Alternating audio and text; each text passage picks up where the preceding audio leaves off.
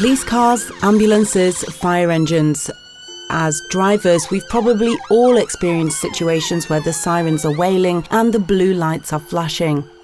By keeping calm and knowing what to do, we can ensure we stay safe and reduce any unnecessary delays for the emergency vehicle. If you hear a siren or see a blue light, look for somewhere safe to move left and stop. Keep going on the approach to a bend or on the brow of a hill, then pull over when there's a better view ahead. Stay out of bus lanes, keep off curbs and pavements, and don't stop near traffic islands.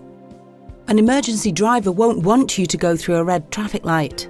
So don't break the law or take any risks by moving past the light. If you're first in the queue at a red light, stay where you are and leave the emergency vehicle to find its way around you. If you're approaching a roundabout or a junction and you see an emergency vehicle, look at its position, as this will let you know where it wants you to go. If you're already at the junction, be patient and wait for it to come past. There may be more than one emergency vehicle approaching the junction, so check before moving off. On a stretch of road with solid white lines, an emergency vehicle will probably switch off its siren as it follows you.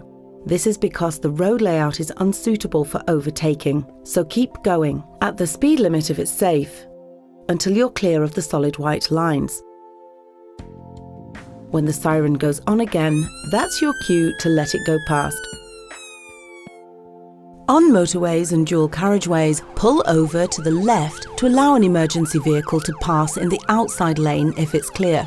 In slow and stationary traffic, emergency vehicles may use the motorway's hard shoulder, so you should only go onto the hard shoulder if you have an emergency of your own. If there is no hard shoulder, with 3 lanes being used, make way for the emergency vehicles by creating an emergency corridor, like this. Stay where you are, as other vehicles are likely to be coming through. On a smart motorway, 1 or more lanes may be closed because of an incident ahead. You'll know because of red X signs above the carriageway. Emergency vehicles will use these lanes if they can. It is illegal to drive in a lane showing a red X, so you should move safely into another lane. If no lanes appear to be closed, be prepared to create an emergency corridor.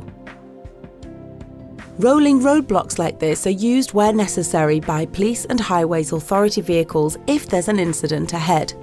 Stay behind these vehicles until they move left and the incident is over. Rest assured they'll get you moving again as soon as it's safe. Here are some simple tips that will help keep you and everyone safe. Stay calm. Make a point of always scanning ahead and behind.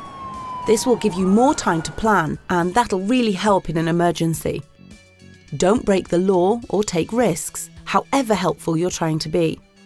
Emergency vehicles come in all shapes and sizes, so when you pull over and every time you park, make sure there's a large enough space for any emergency vehicle to get through.